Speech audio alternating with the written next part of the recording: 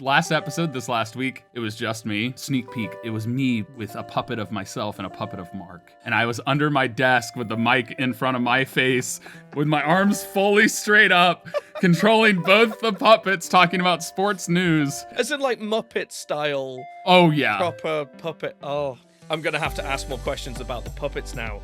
How long did it take you to sort of like... I'd find it hard to sync my mouth. It's still a struggle. If I'm able to see it, I can do it pretty well. But when you're controlling two puppets... Well, yeah. Oh.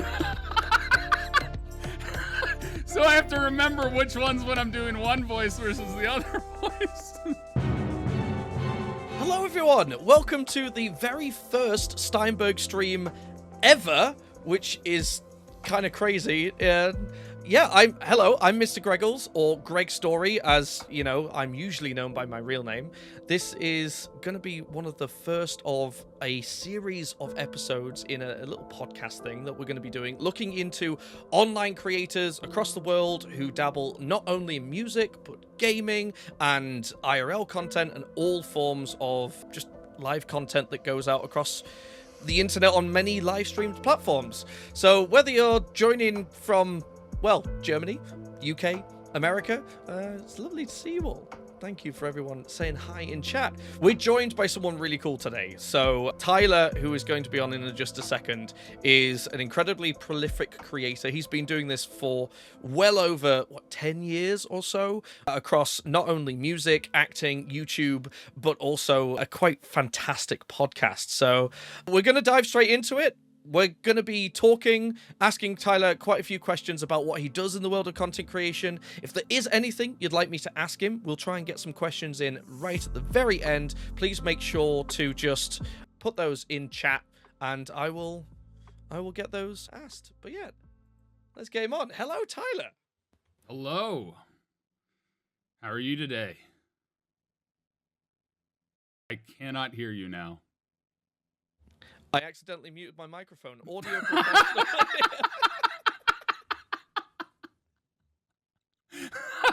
I was like, Greg, what just happened? It's okay. It's okay. You forgot to mention that I'm a producer, so I know how these things work. I'm, meant to be an audio professional here, and first thing I do, classic streamer mistake, right? Oh, I do it so often. When there's like 3 different mute buttons, you can be muted in any one of the 3 spots, so it totally happens all the time. That's amazing. Like, that's going to be the first piece of short form content we put up on any Steinberg media. It's just me muting my microphone by accident. There's probably already 10 clips of it. 10, 15. Oh, I can see them climbing right now. Well, man, thank you so much for joining today. I've got a couple of questions I'd like to ask, but I think the best thing to start off with is for everybody watching or listening afterwards, intro yourself. Tell me anything and everything. Obviously, I know, but they don't. So go for it. Sure. First of all, my name's Tyler Scheid. I'm kind of known online as Apocalypto_12, but I've been shifting more to my real name because generally speaking, I'm known more by my real name. But I work on a podcast called Go My Favorite Sports Team. That's my baby, which is a video podcast now, but it used to be audio only. So very much believe in audio is king. I've done acting. I've produced for major charity events that involved like Gordon Ramsay, Post Malone, Steve Buscemi, to name a few, Jack Black, and some major creators like Markiplier and Jacksepticeye, 2 of the top YouTubers in the world for raising funds for various charities over the years. But yeah, I've been behind the scenes, in front of the camera, you name it, I have probably done it. There is one thing I haven't done technically, and that'd be an audio engineer. So audio engineer. Well, we've got to step up the game then, get you playing some music and then producing it. Yeah, well, that's definitely on the list of things to do. I've written 2 original songs that I've never officially released or posted, which is really cool. But well, you're talking to the right people, aren't you? To go that far. I mean, yeah. So obviously YouTube is one of the bigger things you've been involved in over the last, was I correct, 10 years? Or is it longer? It will be 10 years next year, officially. I moved out to LA in 2016, but technically I appeared on YouTube back in 2015, so you're not wrong. Okay. I did my research. So, aside from YouTube, what is your favorite sort of thing to do when it comes to out of what you currently do as content, you know, the podcast is a big thing. We're going to talk about that later, but you obviously have acting under your belt. Is that something that you're massively fond of, or are you looking to move towards more of the music and things? Nothing can beat the energy of being on set and being able to throw yourself into a character. And I think I got that from when we started doing an improv world tour. Believe it or not, we actually went to Germany, we went to Australia, New Zealand, like the UK, France. We went all over Europe. We went all over the United States and Australia and New Zealand. Wow. And that started scratching like an itch I didn't know I had. And I always wanted to do something. It's crazy. When I was really little, I'd have this little keyboard and a little cassette recorder. And that was my favorite toy in the world. And I would do my own little radio show. I would act as characters. My stuffed animals would be also in it, and they'd say stuff like, so from even being like 3 years old doing that to then getting into acting and getting into podcasting, like, it's a kind of a tie in a lot of things, because any version where I can improvise and bounce off another person is my favorite thing. With the podcasting, like I say, we're going to talk more about like the audio side of things, obviously, later. But with podcasting, is it like putting on an act? Because obviously, I've seen behind the scenes with your podcast setup and studio. Do you have to play a character on there, or are you truly yourself, or is there a lot more you have to consider when being on a podcast, like you say, that's now video rather than just audio? I'm just myself. I actually have a master's degree in sport administration, which is why I have a comedy sports podcast. And I do it alongside my very good friend who I've known since like 4th and 5th grade, who knows nothing about sports. So the whole premise is to create accessibility in sports so people can find a sport that they love, because you turn on the TV and they're using all kinds of jargon you don't understand. So if you didn't grow up with it, you don't know it. But I don't play a character in that, but there are opportunities to improvise.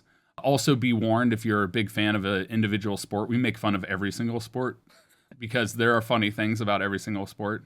But I'm not playing a character, it's just myself. But because I'm bouncing off of my friend, who's obviously one of the biggest YouTubers in the world, Markiplier, it's just the energy and dynamic, and you can kind of lend yourself to play a character at times where it fits. So one time we did a cheese rolling episode, and so then I started playing this old, poor Englishman who's making up the story of how cheese rolling became a thing. And so there was a little bit of acting and improvisation in that, and the entire podcast in a lot of ways gets improvised. I have notes on topics and things like that, but then to fill in the gaps and add more like liveliness to it and make the comedy part, that's where improv comes into play. No, that's fascinating. Sorry, I'm just turning up my mic slightly. Apparently I'm a minor amount quiet. I don't know why. My mic keeps turning itself down. Let me just fix that. I do have a question, actually, from the chat that says, does your last name signal any German ancestry? Yes. My great-great-grandfather came over from Germany. It's actually right on the French-Germanic border is the town that they're from. Wow, okay. I didn't know that. That's really cool. Yeah, it's quite interesting, the ancestry. There's a lot of, obviously, from Europe to America, a lot of connections there. That's fascinating. Right, okay, so we're going to get into the nitty-gritty. So you also Twitch stream. You do YouTube, you do your podcast, you also Twitch stream, and you have 2 different setups for the Twitch and the podcast, which, you see, I know the one you're on right now because I built it, but the podcast setup slightly less familiar with. But equipment-wise, let's get nerdy. What are you running on the 2? And I would guess why. Okay, so for the streaming setup, I have, for a mic, it's the Sennheiser MK8. I've actually had this mic for a while. I used to use that on my older streams before I moved to the current location and before the podcast. So I've had this mic for a long time. It's an XLR mic, so I have to have it plugged into, the audio port thing. I can't remember the name of it because my brain... XLR? Yes. And then it's the UR44C. Okay. I'm using. It's actually Steinberg's equipment, which is really cool. And then for my camera, I have a Sony, I forget what it is, but it's like their standard vlog camera. It's I always forget tiny my little one, equipment isn't it? offhand. The camera names are incredibly confusing at the best of times. ZV1 or something, I think is what it is. Or ZV10. ZV10? ZV10. It's not an alpha. No, Fingernacken said is an alpha, but I don't think it is. No, but I do have an A9 and an A7R2 from when we were filming a bunch of YouTube stuff. And then we go to the podcast studio. And one of the things that we were big on for the podcast studio is we wanted to have native recording into the XLR plugin audio mixer. And so we have the RODECaster Pro 2 for that, and that runs into the computer. As for mics, we use the Shure SM7Bs. The absolute classic for content creators, that one. Yeah, it's really good, especially because it's directional and it keeps the sound, because we're actually in studio together. A lot of people don't realize this. More often than not, Mark and I are in studio together, and we record on those, and we want to have the audio that's captured on each of our voices to not capture the other person's voice. So the super directional and how quiet it is, so we have to put it really close to our mouth, works out perfectly for podcasting. The SM7B is... I actually commit sacrilege because I'm a drummer. I use one as a hi-hat mic. Oh, wow. Everyone thinks I'm crazy for, but it's absolutely fantastic. So with the separate setups, and we do actually have a question as well from the chat. Cherry Cupcake says, what program does Tyler use to stream? Oh, that's OBS Studio. I even use that for the video podcast. I mean, open source software.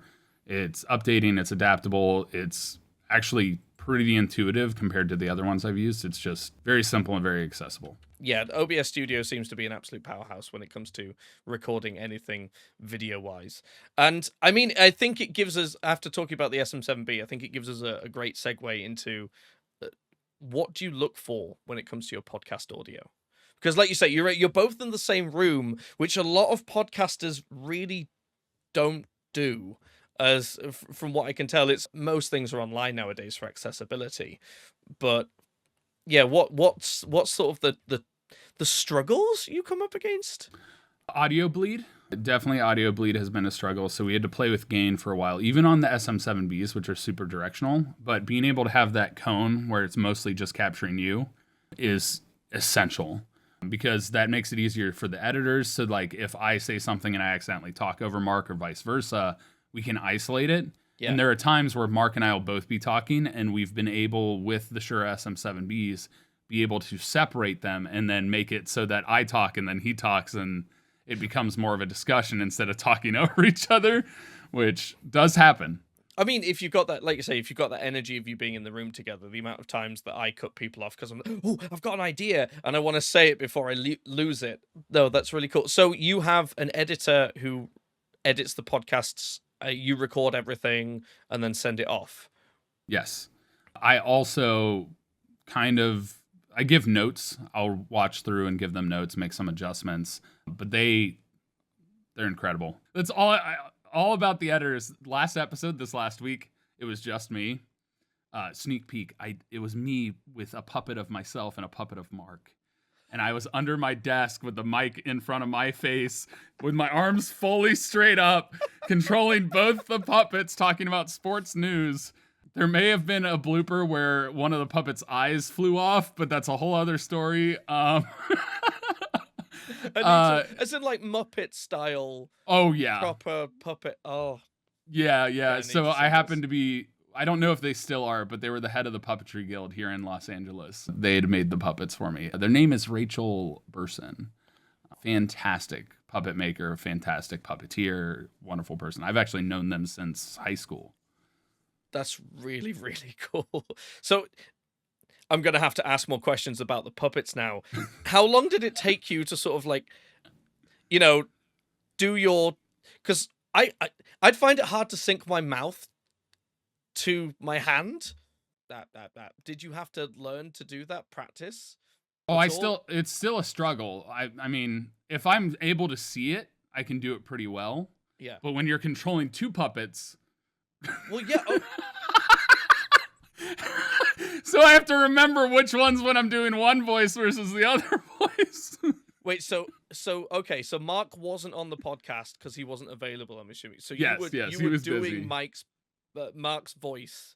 Yes. As Hello, everybody. That's a really good impression.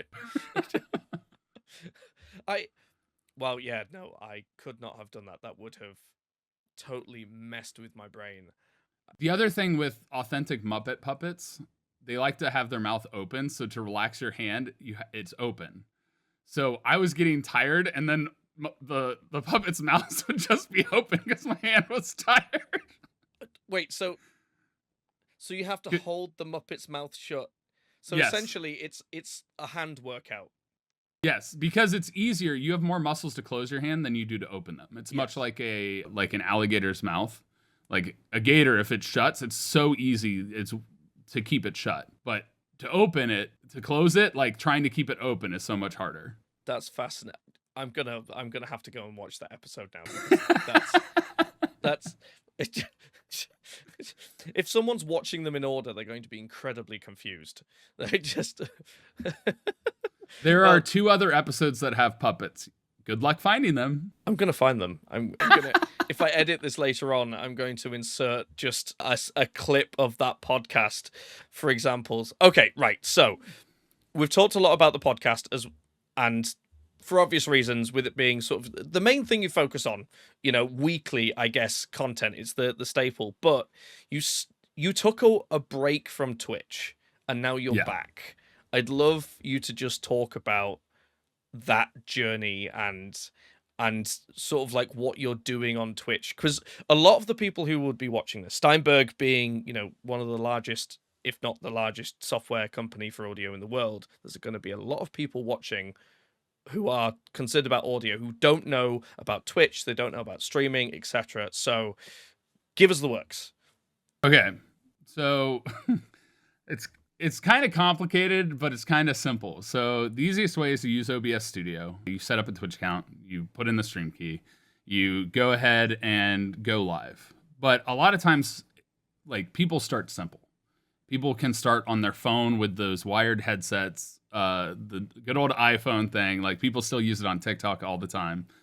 But as you continue to develop and get more production value out of your streams, the first thing you want to level up is audio. Audio is king. Video can be grainy and awful, but audio, if it's bad, people will tune out. Yeah. And the reason audio is king is because audio is the biggest thing that conveys mood. It's the biggest thing that, in movies they use music and your voice can change. You can talk softer, you can talk deeper, and people start to listen more intently. Like, there's so much to audio that engages people far more than visual does. As much as people say, like, a picture is worth 1,000 words, I mean, if you have no audio and your audio is absolutely terrible, people will tune away immediately. Yeah. But the biggest thing with audio when you're live streaming is having alerts. When people do stuff, when people want to send you money, when people subscribe, when people follow, all those things, there's an audio alert. So and then you also are able to reward those people for doing that action, because that's how you create a community, create engagement with your audience. And a lot of times can do something really funny with it. You can have funny things happen on screen and audio-wise. Scare alerts, as Cherry Cupcake says. Yep. I've had many of those. One stays as a staple. So if somebody tips me, there's a loud bang and it startles me almost every time unless I'm ready for it. And I tell you what, that thing has made me jump out of my seat and my headphones fly off before. Like, this is, as a person with Tourette's, I do not do well with horror. I am very glad that I don't have any horror alerts or anything on my personal stream, because especially while drumming, I'd end up throwing a drumstick through a wall.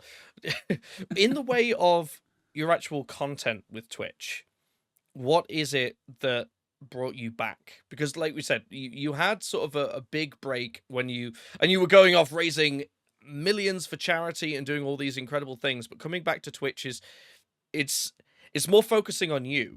So what was the thought process behind that? One, I had more time. I got help on the podcast and I wasn't writing and doing everything myself. We've always had editors, but we got more editors. I got a writing and research assistant, which is huge for me. I used to spend hours, like the Cricket Primer, I was researching for months. I'm not even kidding, because the language is totally different. Yeah. Like a fly ball in baseball is called a foal in cricket. It's a whole thing. Big from England. We kind of like that sport. Yep. It's Yeah, complicated. It is, but it's also simple. Like, it's the biggest thing is once you get past the language and the different things that exist, it becomes simple. And so, generally speaking, I came back to Twitch because I missed it, but because I finally had time and I wanted to return to something that I had put a lot of love into. It was the first thing I ever did creating just for myself that wasn't a part of Mark's Bigger Productions. It wasn't a part of somebody else's charity stream. It was something that was just me. And that was something that I realized was missing. And so I came back because, one, I missed engaging with the wonderful people that show up. Cherry Cupcake, who has already asked the question, is one of those fantastic people who shows up. But I do marble streams. I like to talk about life, get into deeper topics, but also it's my way to play video games with friends. Yeah. And when people are creating content and you're not, a lot of times they think of things as like, oh, I want to make sure somebody's getting content out of this. So when I wasn't streaming, I was an afterthought, and that's not a bad thing. It's just people think about, oh, you need this to get content out, so it makes sense. Yes, yeah. And so I missed being able to a lot of times game with my friends because everyone's busy and have less free time because a lot of people, it's their full-time job. Yeah. And so that became part of the reason. But more than anything, I love chatting and engaging with people, and live streaming gives me that. Yeah, I mean, it is slightly a curse having done the full-time creator thing myself as well. I totally agree with you on there. Every moment you're going, well, I could be filming this. This could be turned into something else, and it can be very hard to truly find time for yourself. It's nice to hear that you've been able to sort of almost flip it on its head, where that the Twitch streaming, while still being content, is actually more time for yourself. And now, to sort of draw it into something else, which, for anybody who doesn't know, Tyler has worked tirelessly to raise quite literally is it 50 million for charity? Yes, I've been involved either behind the scenes or in front of camera, and over $50 million raised for charity. Which is just an absolutely mind-blowing number. That's since 2017 as well, which is, well, that's 8 years. Which, well, someone can do the math for me because I absolutely suck at it, but that's quite a few million per year. Technically since December of 2016, but it's close enough. Add one more month to that. Don't make the math more complicated. So you've raised all of this, and obviously you've, like you say, you've done lots of production behind the scenes, and you've been in front of the camera, but you've also raised a lot personally as well through Twitch streams and things. I'd love for you to talk a bit about that because it is quite an inspiring story. I know it, obviously, but while it can be slightly somber in some ways, it's also just incredibly uplifting. So I'd love for you to share as much as you'd like to about that. So charity has always been a big part of my life. For those of you that don't know, I grew up in Boy Scouts, but also more than anything, I grew up with both my parents, loving family, wonderful. But my mom had lupus, and my mom also grew up incredibly poor. So much so that she chose a career instead of her dream for her dream to be about family and giving her kids what she didn't have growing up. Like, she dumpster dove for food. So I grew up with massive perspective and understanding of like people's struggles. And I was born with hereditary nephritis. At 2 years old, I was diagnosed. In 8th grade, I got a kidney biopsy. It's a whole thing.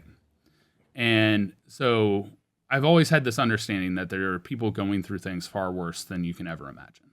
Yeah. And in that, seeing my mom go through a kidney transplant when I was in 5th grade, to then almost dying when I was a senior year in high school, to then eventually passing away in 2019 from cancer, I've been involved in things like UNOS, Donate Life, Lupus Foundation, National Kidney Foundation, like a bunch of different things around that. But also thinking about other things like where, food drives, blood drives, there's so many different things, Red Cross. And then in Scouts, we would raise money for Scouts, but also go out in the community and do things. And I earned the rank of Eagle Scout, so I had to do a community project. And so being able to, you don't live in a vacuum.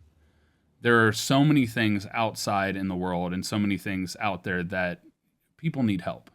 you didn't get to where you were, just like I didn't get to where I am without help from friends, from family, from all the people that have engaged with me and interacted with me. And in sports, it was very much at the forefront. People were from all walks of life. And so I realized as I continued to, from being a kid to then being in the content creation space, realized I have the opportunity to give back. And so to me, it feels like when you're in a position where you can do that, you should.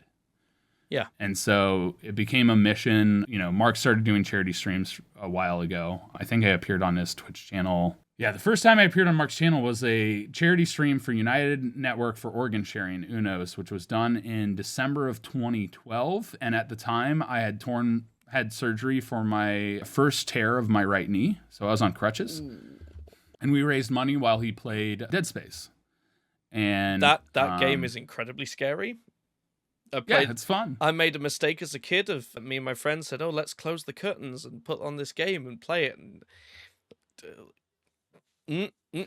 no, never again. Even as an adult, I don't like the idea of that. It's not. So as I continued getting into this space, one of the first things I did was produce and organize the major charity fundraisers every month for my first year since I moved out to LA. We did Toys for Tots, December of 2016. And then January, we had a different one. February, March, all the way through December of 2017, we had a charity stream. One month we skipped because we thought we weren't in the right place to do a stream, but we still posted about it. It was for those that deal with domestic abuse and that type of thing. And so it was one of those things that it was like, it's a very sensitive topic. It's hard for us to talk about it. And so we elected not to do a stream and instead just have people donate. But from that, I got in touch with the people over at Tiltify, started consulting as head of production, actually. I live directed a bunch of charity things in 2020. We had Friends of Firefighters with Steve Buscemi and the entire cast of The Sopranos. We had David Copperfield's induction into the Namaj Hall of Fame. There's another one that Gordon Ramsay and Make-A-Wish. And then there was one more that I can't remember what it was. But then I also worked with Fast 50, which Ludwig put on. I worked with Thankmas with Jacksepticeye for many years. Did Post Malone's 4 charity streams in 4 days where he played Apex. Set him up for that for a streaming thing. Like, I've been involved behind the scenes a lot more than people know.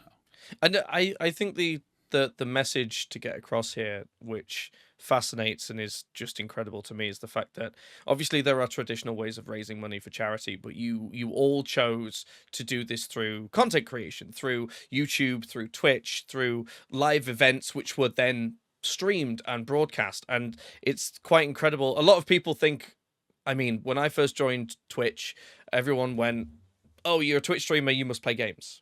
Oh, you're a YouTuber, you must play games." And I think it's quite amazing to see what you've done to not only raise incredible amounts of money for charity, but also, change that appeal to content creation and show that it can be, any form of content can be put out there, and also any form of content can actually be a positive effect, right? And give out something positive. I think it's quite poignant that your own slogan, which is, would you like to say it? And would you like to tell everyone about how that came up? Sure. So first, I'll add an anecdote on the fundraising thing. Funnily enough, people think of gaming and live streaming, and that's how you fundraise money. It's actually when you're not gaming that you raise the most money. The other thing that live streaming and content creation brought to the world was the realization that fundraisers raise money more than like regular donors. Mm-hmm. And on that, it's all through microtransactions. Like, people are donating dollars. It's not these big numbers necessarily that raise the most. It's the community coming together and throwing little bits here and there, and it ends up adding up to a greater total. There's a story I like to tell called the Starfish story. I can tell it at a different time. Or you can tune into one of my future charity streams and hear it, because I say it every time. But it's a great story about, like, every little bit matters. But getting into my kind of tagline in Smile Always, it's not about smiling always. People always see it and it's like, oh, you should always smile. No. It's about the realization that no matter how bleak things seem and how dark things can be, there's always reasons to smile out there. There are people that love you that you don't realize. There's beauty in the world. Like, the world can be a scary and dark place, but there's always something that can make you smile. It could be your dog. It could be a pet. Could be a cute little animal online. It could be a funny video. It could be watching Mark or me or somebody that you look up to or aspire to or just enjoy the content of that can help you smile. But the origin of that actually comes, I was in grad school. And my cousin struggled with mental health. And unfortunately, he passed away. Two things that we tried but couldn't fully help him with. The soft term is he unalived. And we don't have to dive into that if it's... Yeah. But ultimately, I realized in that moment that while I was in grad school and I was alone, even though like I'd have dark times, it was the recognition, and I would write stuff for myself being like, no, this is that, there's something good out there, there's things. It was the realization that there's stuff that could be helpful to other people. Yeah. And so that's how it began, was just me putting that out there of stuff I used to tell myself or write for myself, poetry-wise, and then it evolved. And I mean, that's become sort of your slogan when it comes to, you have that, and that's sort of what you formed your brand around as well for content creation. When you go, I love your starting soon screen on Twitch, which has smile always, and then just random things added to it, which genuinely every time I go on it and see it, it makes me smile because it's random as heck and it's great. But it's one of the things that I want to deep dive into over the next couple of these episodes with any creator, by the way, everyone that we get on, is a lot. We could talk about the equipment and everything all day, but the thing is that content creation really allows people to bring their own, little bit of them to the wider world. And Tyler, obviously, you do that, I would say, better than most when it comes to opening up that thing, that part of your heart to people. So onto something more. Speaking of it, actually, creator wise, what is the future for you when it comes to content creation? Because we've got the podcast, we've got the Twitch stream. Is there anything else you're looking to go into, or is there something that you've seen where you're like, what, yeah, I would like to give that a try? Getting into voice acting and voiceover work is something that's very intriguing. Music, like I said, I have 2 original songs I've never done, or I've done them. I've never actually put them out there into the world. I'd love to do that. Diving more into music, playing music, learning music. Like I played trumpet for 2 years. I learned piano as a kid. I've basically taught myself guitar. I played drums for a couple years. Like I've dabbled. I'm a chronic dabbler. I'll do stuff for a little while and then I'll be like, all right, this thing happened. This came up. I have to do this. So I've chronically dabbled in stuff, and I've been taking voice lessons again and working on my singing. And part of that actually goes to my mom, who was an incredible singer, and that was one of her dreams. And so she always said she was so proud of me for being brave enough to pursue my dreams, like moving to LA and do this. And so making music is a way I am very passionate about, because I feel like it's a way I can honor my mom and honor my mom's dreams. Even if she's not accomplishing them, it's something that I can do and put out there. Yeah. And I feel like that's... If you... Sorry. No, you're good. I was just going to say, obviously, like you say, you've dabbled. I really just want to focus on the music for a little bit. I mean, it's quite poignant with, with it. What... WTF Darky asks, what software are you using for music? I mean, if you haven't done it in a while, maybe you haven't actually dived into anything recently. I haven't. I know, like, believe it or not, the theme song for the podcast, Mark and I actually made together. From stems we pulled off of Epidemic Sound, and then we surprisingly used Premiere Pro to create a rough version and then sent it to a producer who then fine-tuned it to make it nicer. And did they use Cubase? Well, we know Premiere, and that's what we started using. I don't know Cubase. I've heard a lot of things about Cubase from you. But yeah, we also, Mark had a video called Punk Dog. That I actually helped make. I came up with the stems for that and put that together, and then Mark added some stuff with the audio, but I got the bass line of the guitars and all that set up. So like I've played around with a lot of different things over the years, but a lot of it is been pulling sounds from other stuff as opposed to just recording. If you don't know, in Punk Dog, it's actually multiple voices that say Punk Dog. You hear Mark prominently, but I'm in there. Amy's in there. I need to go listen to it now. Catherine's in there. There's a bunch of underlaid voices that you might not hear, but that's very simple. So, like, I've played around a lot of different stuff, but Cubase would be new to me. Yeah, would you look to produce new? Would you go like the singer-songwriter route, or would you be looking to maybe work with other people? When it comes to music, again, you know, something I have close to my heart, being a drummer and composer, but like, what route would you like to take? Because some people, they go the remixing route. Others, singer-songwriter. Myself, I really like sort of doing the point where someone has an idea and I put the drums to it. You know, there's obviously many paths you can take. Is there something you'd either like to focus on, or an instrument, perhaps? All of the above. I want to take stems and make music. That's something I would like to do randomly on stream at some point when I get everything set up. Because I have the brain for it, and a lot of times I don't have the talent to play what's in my head. And sometimes I'm really good at finding lyrics, but I can't think of the music to go with it. So the collaborative level is there. But occasionally I've come up with stuff myself, and it's like, I kind of just want this to be very simple, very much this, and that'll be a thing. So that's probably the least amount is probably singer-songwriter, where it's exclusively me. Yeah. More often than not, it's going to be collaboration or piecing together stems, doing electronic stuff. And I like to say I'm genreless because I want to dabble in everything. It is again, serial dabbler. You will find one. I'm sure you'll lock down to. I would love to see that happen on stream. That would be absolutely fantastic to get going. And it'd be fun because I have an idea of where communities send me a song, and I figure out a part of it that I want to use as part of the stem, and set like the BPM so everything has the same beats per minute, and I can figure out how to piece it. That would be really cool. Yeah, Cubase would be fantastic for that, you know, shameless plug. So aside from the music, you said voice acting.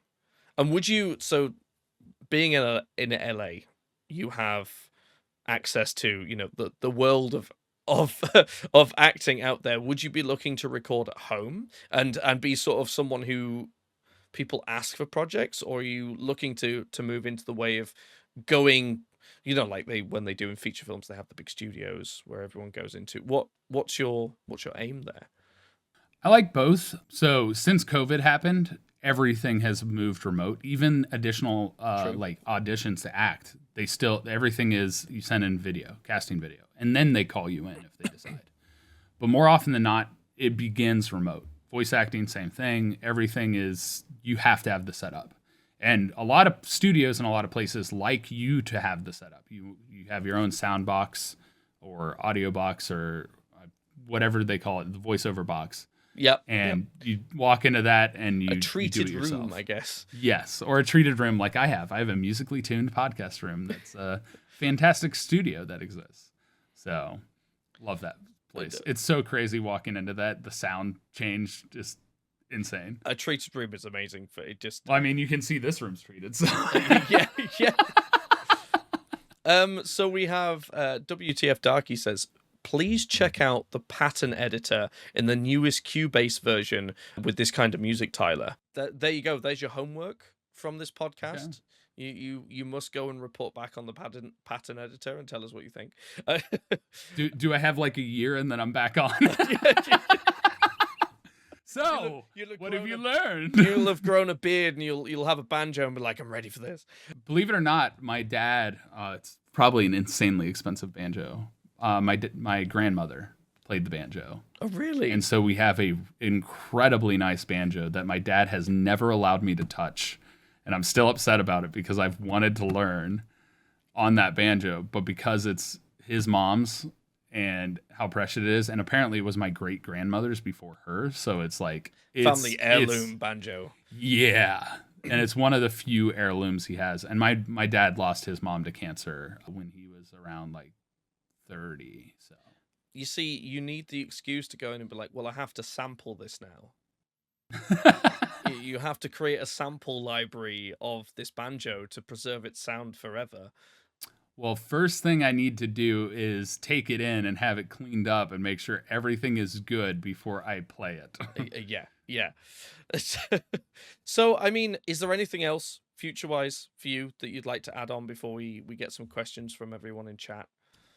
I mean, acting, doing that stuff. We never really talked about how I got into the content creation space, but... No, please, let's do that then. I'm missing out a massive part here. Yeah, so my origin story, I kind of fell into this. I went to grad school, got my master's degree in sport administration, ended up working at Dick's Sporting Goods part-time, then I was selling new cars. And Mark's been doing YouTube for years now, and I was there from the very beginning because I've known him forever. Yeah. And in fact, he had lost his AdSense on YouTube at one point. And me and another friend, Wade, went out and got drinks with him, and we encouraged him, like, dude, if you love doing this, just create a new channel and ask people to go over. And sure enough, that's what he did. That's why his channel, the actual name of his channel right now is Markiplier Game, not Markiplier. Because the original Markiplier channel got banned from AdSense. And then, so he had to create it now. Has that still I think not they've been officially restored? changed it. Has that not been restored, the original? I think it has at this point. He has 30-something million subscribers. So I think it's been figured out. He called me one day. I was at work. He just messaged me out of the blue, and I'm like, that's weird. Mark rarely messages me. He's like, can I call you? And I was like, okay, let me step outside real quick. Stepped outside. He calls me and said, how would you like to come out and work with me? I moved out in September of 2016. By December, I was producing my first charity stream. It was a Toys for Tots charity stream, and we did it in Ohio. And then I was doing charity streams all through 2017, and that was the first one. Yeah. But by February, I was producing my first choose your own adventure production called A Date with Markiplier. I acted and produced in that. Went viral, was talked about all over the place on YouTube because it was like the craziest first of its kind big creator thing. But then I fell into that, did the improv tour. Then while we're doing production and stuff, Mark had suggested live streaming. And I started live streaming and fell in love with it. And sure enough, from starting with producing and acting to into streaming on my own and then podcasts, like it all just kind of fell into place. And I fell in love with all of it.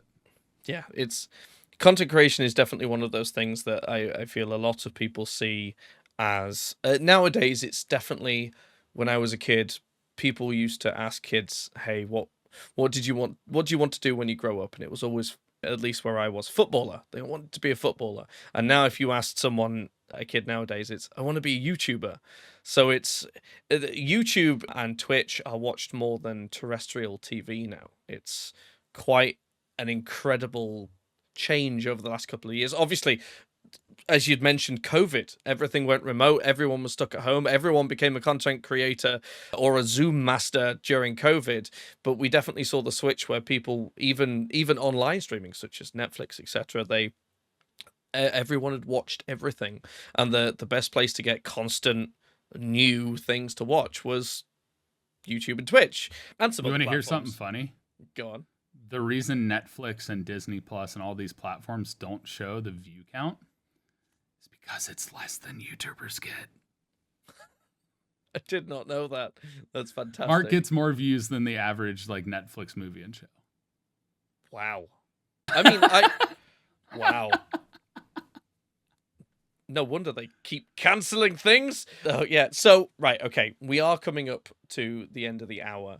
So before, the worst thing ever is when we have question time and you only get like 2 minutes. So to anybody in the chat, do you have anything you'd like to ask Tyler about his content creation journey, his charity streams, his music or aspirations to make music? Now is the chance. And we'll get a couple of these and answer these, and then we'll end. The fun thing is we are on Twitch, which means we get to do a raid at the end. And I think we should start a thing where the guest gets to choose someone to raid. So if you would like to let me know your recommendation.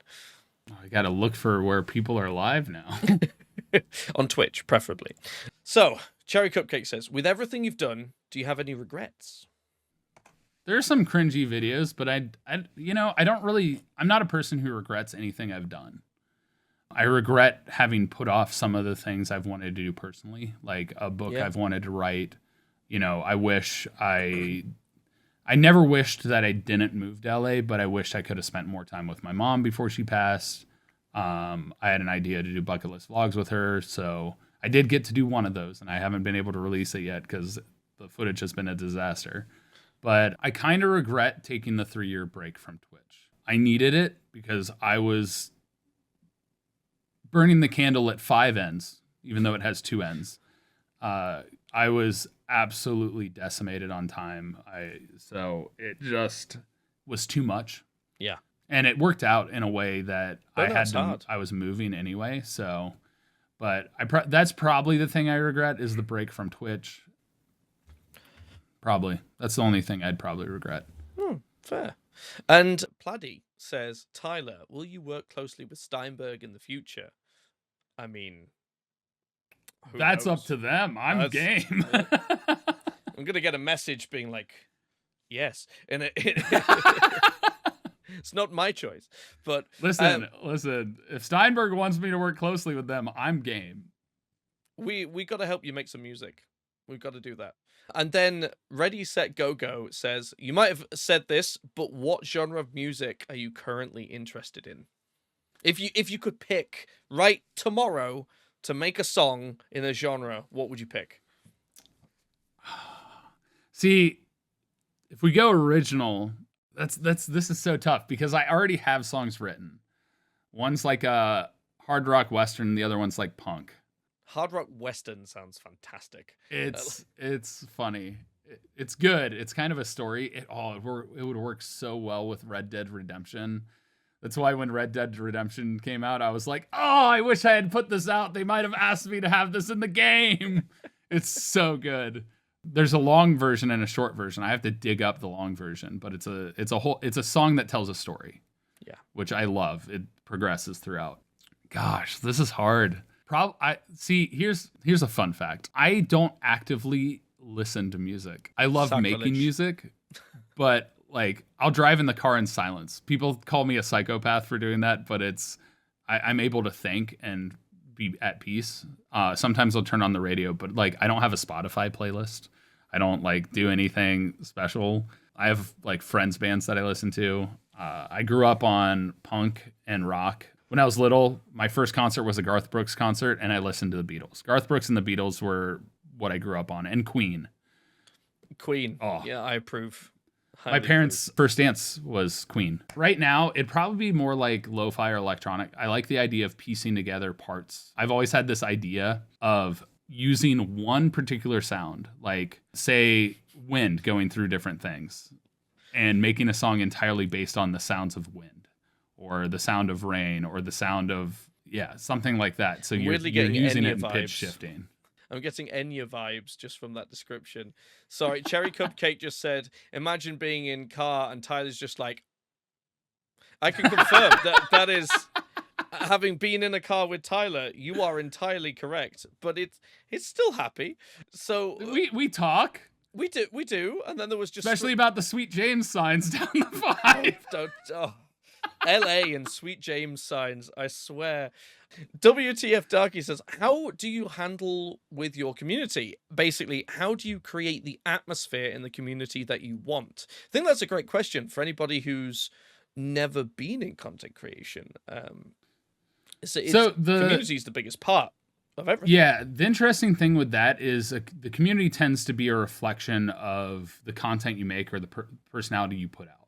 And so for me, I've just myself, and I like to be very genuine. Like, I don't tell everything. I have a private life. People don't see every part of my life, but I'm not afraid to share things. Yeah. And so in that, I'm very real. And so a lot of times my chat is very real in that. And luckily, I've cultivated a community that's very respectful, very considerate, and understanding, and just have conversations with them. But most of it's the energy you get off. So like you have creators that are different. Say like I Show Speed. His community is completely different from mine. I could not handle that. They're chaos. They're high energy. They're mental. Not always nice. And then you've got people like Ludwig, who's generally a very calm, collected person, and his community reflects that. So ultimately it's about putting out what you want to receive back. Yeah. It's crazy how much your community reflects you. So a lot of times I improv and I make funnies, and so my community makes the same kind of funnies when there's an opportunity. Cherry Cupcake said sassy, and yeah, having watched your stream, 100% sass. Okay, well, unless there are any other quick questions, I'd just like to say, thank you so much for coming on. This is the first of these podcasts, and we hope to do more in the future with many other creators, but you will always forever be the first. At the end, shameless plug, where are you? What's the names? Tell us where people can find you and what they should look out for. Honestly, if you search my name anywhere, Tyler Scheid, Tyler Scheid, you can pretty much find me anywhere. A lot of my social media platforms, it's apocalypto_12. That's APOCALYPTO_12. I admire you being able to just say that off the top of your head. My dyslexia, I could never. If you want to check out my podcast, it's called Go My Favorite Sports Team. That's probably the biggest project of mine. You can find us at GMFST Podcast on Instagram, TikTok, and YouTube. It's just GMFST. So Amazing. Those are the big places to find me. And Go, I will personally say that Go My Favorite Sports Team is an absolutely great listen. As someone who, myself as well, I've only ever done one sport, and that was running in straight lines. It's fantastic to hear you and Mark discuss all of those. So yeah, well, thank you so much, Tyler, for tuning. Well, I say tuning in. You were for being the star of the show. I tuned in. Yeah, I've been engaged. What do you mean? Did you like and subscribe? No, but I can. Smash that like button. We're not on YouTube. Oh, speaking of which, yet. Fun fact: if you want to support creators but you don't want to do so financially, doing so on social media, likes are free, comments are free. They help the algorithm in a massive way. All that is massive support for any creator out there if there's somebody you want to support. Doing that on social media posts, doing that on YouTube videos is a massive help. It may not seem like a lot. It may seem monotonous, but it is huge for helping your creator grow and get a bigger audience. I heard someone say once that your content is just one viewer click away from success, which is true on every facet. Right. Also, if you enjoy it, share it with a friend. But yeah, doing all of that. Thank you so much, Steinberg, for having me. Thank you so much, Greg, for hosting. Absolute pleasure. You've been fantastic. Always a pleasure being able to chat with you. Yeah, and everyone, please go and check out Tyler's stuff. And yeah, it was great having you on, man. I will see you in a bit. Bye. So there we go, everyone. Yeah, that was Tyler Scheid. As he said, you can find him with his actual name most places. Otherwise, it's apocalypto_1 and 12. 1, 12, 12, 1. I've still got Tyler on. Is it 12 or 1? It's 12. It is. You can't see him, but he's still here. So yeah, apocalypto_12. We are going to go and raid. I do need Tyler to actually give me the name of that person. But to answer your question, WTF Darky, the next stream is planned for the same time next week. We want to try and keep these quite scheduled. They won't be weekly going forward. They will be over the next couple of weeks as we get established, but we're looking to go either monthly or bi-weekly.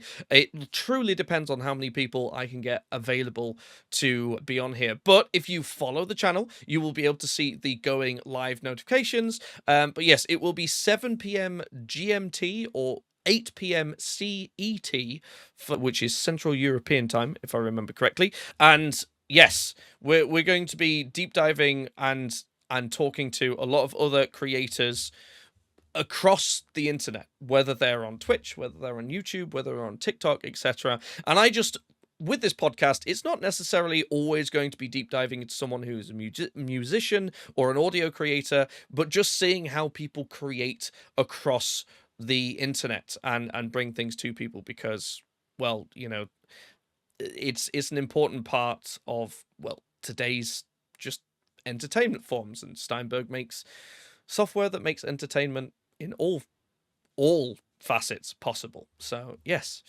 Right, okay. Yes, let me do a shout out for Tyler so you can all go and follow him. But thank you to everyone for tuning in. We've had quite a few people here for the last... Yes, easy click all the way. We've had quite a few people here for the last hour, and I really appreciate you all tuning in. This is my first official thing doing for myself, working with Steinberg, so it's been an absolute pleasure. We do have Tyler's raid choice, which is Maiskerm. Thank you, Tyler, for whispering that in my ear. My dyslexia is going to make these podcasts real fun over the next couple of months. But yes, Bob. I love the name Bob. Let's go see Bob. So yes, everyone, as I said, we will be doing another one of these next week at 7 p.m. GMT, or it will be 8 p.m. CET. You can follow the channel here, so you do get the live notifications. I'd really love it if you did. It just means it also gets pushed out to more people on Twitch, so we can share these wonderful creators with everyone. But yes, you're all incredible. Let's go over and raid Maiskerm. Thank you again, Tyler. Maiskerm. I'm really good at this. Professional streamer here. I have been doing this for 8 years. Can you tell? You're all amazing. But yeah, until next time, have a great evening. We'll see you all soon.